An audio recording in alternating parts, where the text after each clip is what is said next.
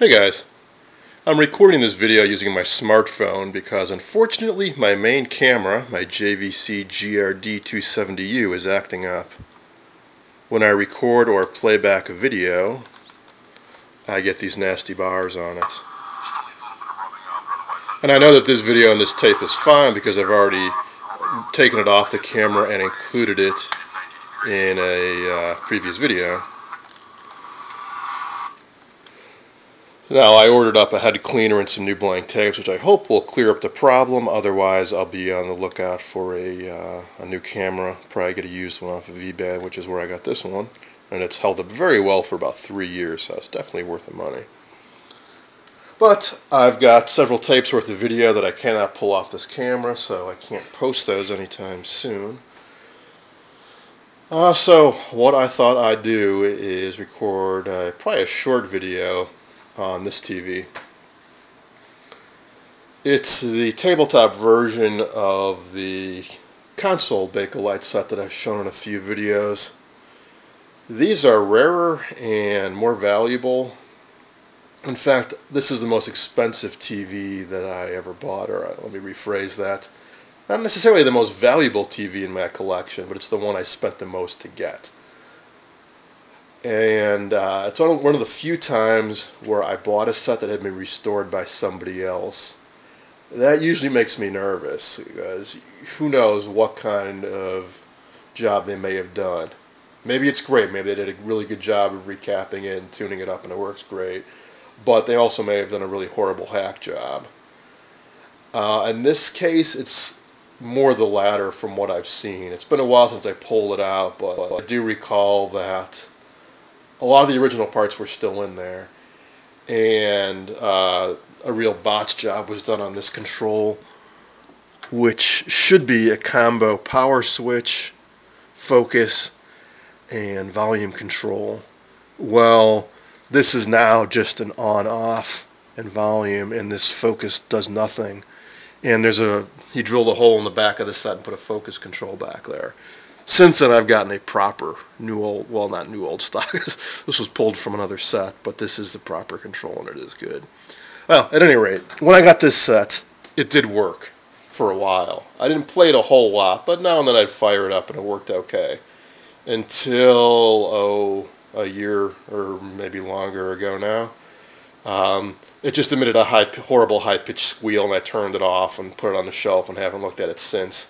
Well, I figured this would be a good time to pull it out and take a closer look. So I'm going to clear off my workbench, pull this set out, and let's take a closer look. I'm also going to rig up some kind of holder for this camera since it does not have any decent image stabilization. I figure if I put it in a firm stand, the video won't be quite so shaky.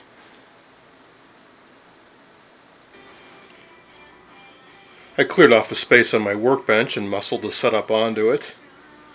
Not as heavy as some of my other sets, but still pretty darn heavy. I already pulled the knobs off in preparation of pulling the chassis out. As memory serves, there are some bolts underneath.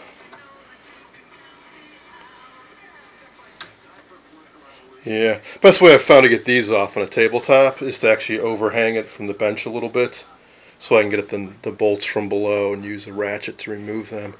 And I'll pull the chassis out the back.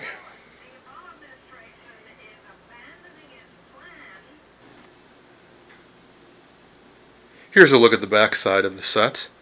I do have the metal back for it, but I've already removed it.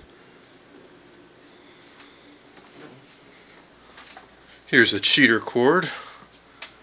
This is not the original, but it's a pretty good match. Here's that focus control that was hacked in that I want to undo and put back to the front like it's supposed to be. It's been a while since I looked at this set, so my memory's a little rusty. I think there are at least some new capacitors underneath there. This I do remember though. The base of the CRT must have been loose, so somebody used some, I don't know what kind of adhesive to glue it back on and just really glopped it on here. I use Permatex windshield and glass sealer, which makes a much nicer bond than this ugly mess here. But I guess it's on there pretty well, so we'll leave it alone. However, because there's so much excessive adhesive on here, if I ever wanted to slide off any of these components, I bet they would get hung up on this. So I'd have to sand or file this down. But let's hope I don't have to worry about that right now. Alright, I got one more bolt to pull out, and then I have to disconnect the speaker, and then I should be able to slide this chassis out.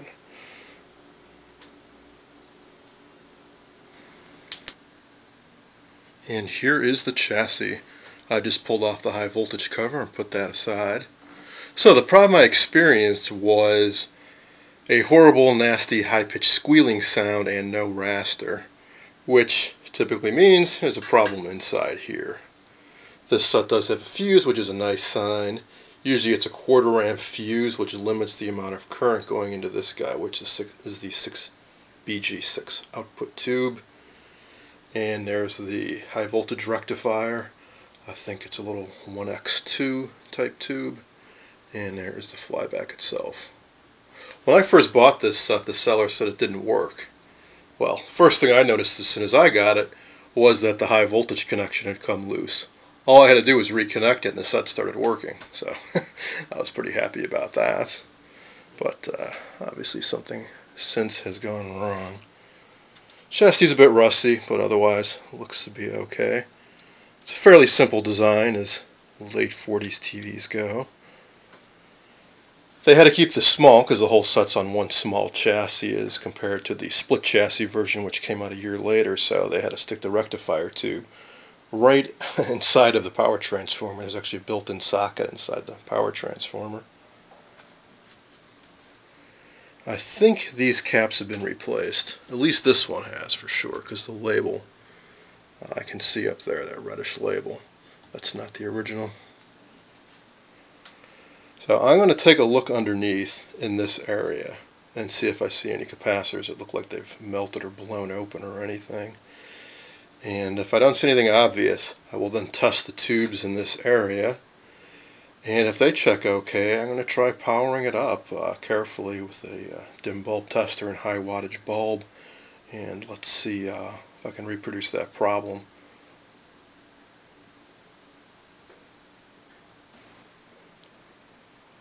I flipped the chassis on the side, and it turns out my memory was a little bit faulty because this set has been completely recapped.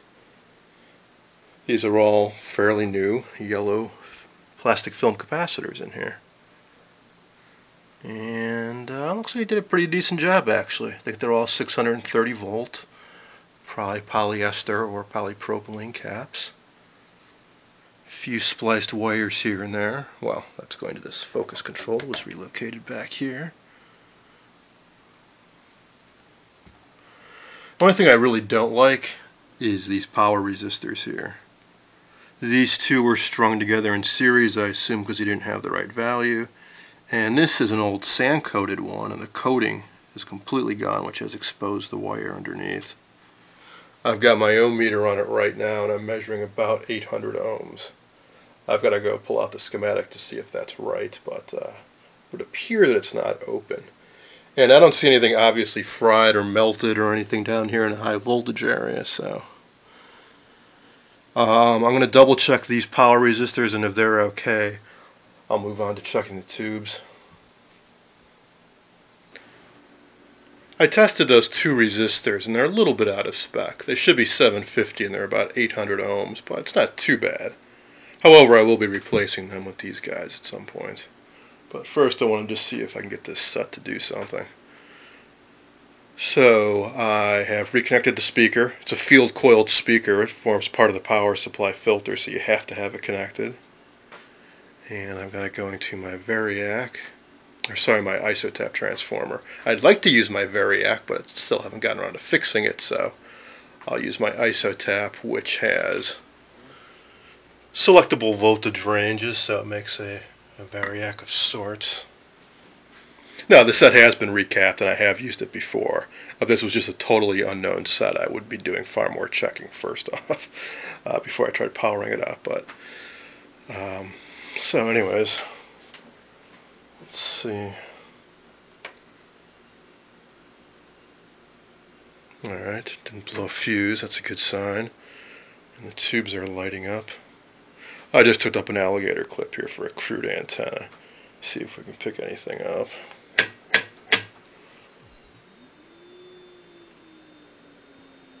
Well, I don't get that high-pitched squeal like I got before.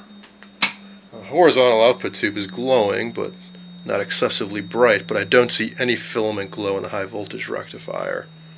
So I'm guessing there's definitely something wrong in the horizontal oscillator circuit. Now I only checked the tubes in here. I checked the 6BG6 and the damper tube. I didn't check the high voltage rectifier or the oscillator tube, so I'll be doing those next. But this is good. Nothing's burning up, nothing's exploding, it's not making a horrible noise.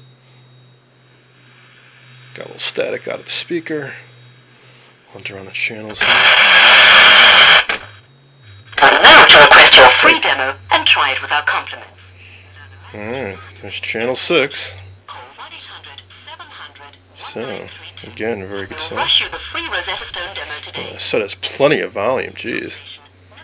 I've got the volume turned down, about as low as it'll go. Call for your free Rosetta Stone demo today and see how easy and effective it really is. Call 1-800-700-1932. Alright, so no high voltage. Now, there is a horizontal oscillator adjustment back here underneath this shroud, so let's see if that has any effect. I know I said I'd try to set a tripod up for this camera, but there's really just nowhere convenient to set this thing down, so we'll just have to make do with the shaky cam for now. What this does is sets the free running frequency of the horizontal oscillator, meaning when there's no signal being applied, this is the natural frequency the oscillator will run at, which should be around 15.75 kilohertz. Sometimes if this gets too far out of whack, the oscillator won't even start up. But no, it's not having any effect. Alright, there is also horizontal drive, which controls how much power goes to this horizontal output tube, which is variable capacitor, it looks like. So let's give that a tweak. No effect. Alright. So I will check the tubes associated with the horizontal circuit. There's a 6SN7 horizontal oscillator, and I think there's a 6AL5, and so on. I'll check that high voltage rectifier too.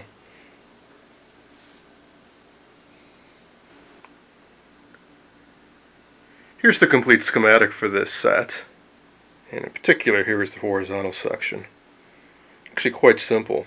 Here's the horizontal oscillator control. You set the lock range, and this is the sync signal coming through, so if you've got a signal applied to the set, this will synchronize the horizontal oscillator, which drives the 6BG6, which powers the flyback.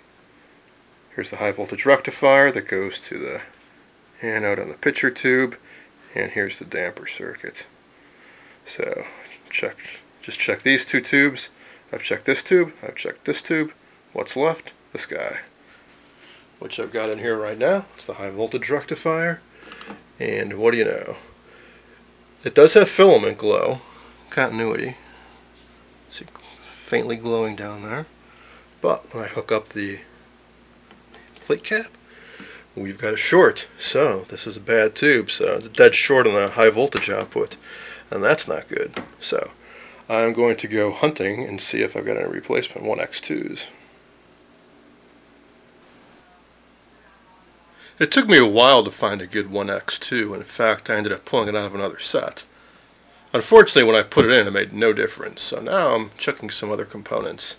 In particular, right now, I am checking the horizontal oscillator coil. Luckily, on the schematic, they list all of the resistance readings, so I'm going around the bottom of the coil here with my meter. Luckily, the various terminals are labeled A, B, C, D, E, F, and I'm checking the resistance, and so far everything has been dead on. So I will continue on with that, and then check the horizontal linearity, and then finally the flyback. I do actually have a spare one of these, so if it is bad, that's not a big problem. These other guys I don't have, so if these are bad, I will have to get them from that spare chassis that somebody on Video Karma has. I finished checking the horizontal oscillator coil. It's fine. I then checked the horizontal width and horizontal linearity coils. They're fine. Then I checked the flyback, and it tested out fine. So I thought I'd go back and take a look at the tubes again. So I dug up yet another 1x2 and popped that in. And I noticed on the 6BG6, the cap is loose. So I thought that might not be making good contact. So I put a new 6BG6 in here. So let's see if that made any difference. These high voltage rectifier tubes can be a real pain to test because they're very high impedance. And tube testers quite often give odd readings. For example, on this 1Z2 it says good equals 30, which is actually quite low down in the range. So I don't even know if I trust this tube tester too much when checking these 1x2s. So, alright, let's see. So we get sound again. And hey, I see a glow in that high voltage rectifier tube now. That's the faint glow towards the top of the screen, which means we've got oscillations. I'm surprised at how quiet it is though, because usually you can hear a little bit of singing of that 15 kilohertz coming out of this area, but I don't hear anything. Well, let's take a look at the screen, because if it's working, we should have an image now. And hey, yes we do, although it's very dim. Let's see. Okay, that's the sync control. Let's see. There should be brightness. It's cranked up all the way now. Same with contrast. Now I did fool around with the drive a bit, so if I cut the drive down, that's gonna make the picture a bit dimmer, I think. So let's see, that was this guy.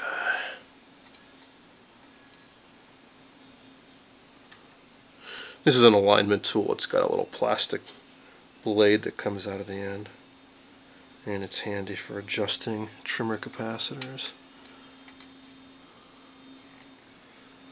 Let's see. Okay, well, I made the picture disappear entirely. Back it off. It's coming back, but still pretty darn faint.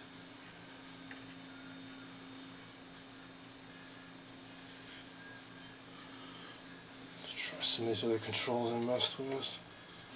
There's the oscillator.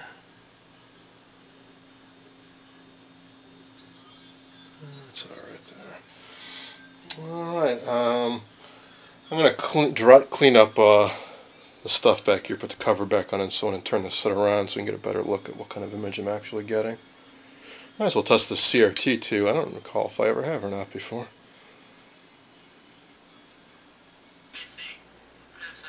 Here it is from the front. As you can see, it's fairly dim.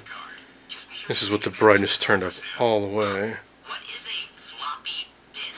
Turn off the overhead lights. It's a bit easier to see. So quite dim. If I turn the brightness up a lot, that just gets too hard to view. So and here seems to be the best viewing right about there. Now the vertical looks pretty messed up. It's off the bottom of the screen here, so I'm going to mess around with the vertical size and linearity so that I get that straightened out. So as far as the picture being dim, there's a few possibilities. The high voltage could be too low. I can test that with the high voltage probe. Picture tip could just plain out be weak. I can check that with my Suncor CR70. And finally, the easiest thing to check is the ion trap magnet. A couple thumb screws here I can loosen up. And I can try repositioning it and see if I can get it to be brighter.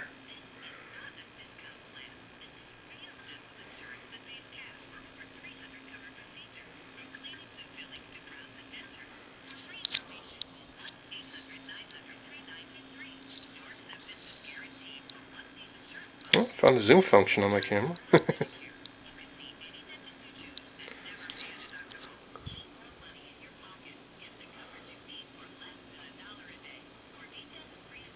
we go. These are corroded. Speaking of corrosion, a few splotches around the top there, top of the high voltage cover. That's really bad up here, so I'm going to have to get to that someday. Alright, so there we go. Now I can move it around. So now I have no picture whatsoever, so that's not very good. Or just about no picture.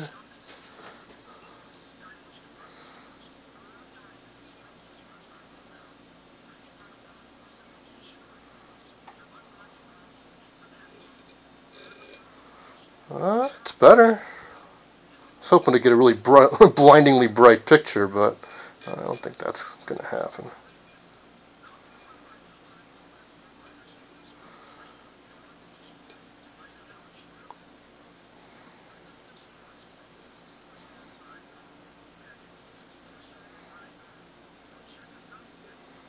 Oh, there we go.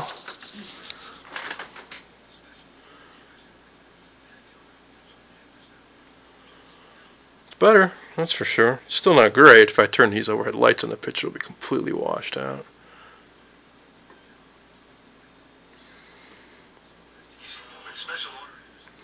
Notice the focus isn't so hot either. I have that focus control cranked all the way over. So, I already know that somebody hacked in a replacement focus control. And the two power resistors that feed it, those are those crappy wire wounds that are off value. So, after I test out the CRT and the high voltage, I'm going to, I think, go ahead and replace this control and those two power resistors, and let's hope that improves things a bit. I tweaked the vertical a bit, so now we get to see the full picture with the crawl along the bottom and so on. I pulled out my high voltage meter and I'm checking it. There's a convenient break in the insulation up here, so I can just put the probe right in there. Let's check out what I'm getting. You can see that. It's only around 5,000 volts. It should be 9,000. So, I'm definitely not getting enough power going to that flyback, which is kind of what I was suspecting. Is it, like I said, there should be an audible sound when this thing powers up, that high-pitched squeal. So there's just not enough juice getting in there. So what could be causing that? Well, let's take another look. So this is the tube that powers the flyback.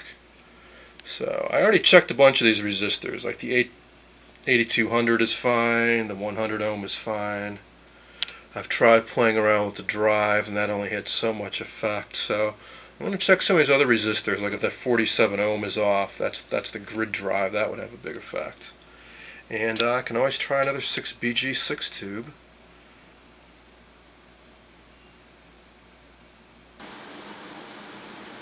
Well, what do you know, my head cleaner and blank tapes just arrived, so maybe the rest of this video will be done on the old JVC.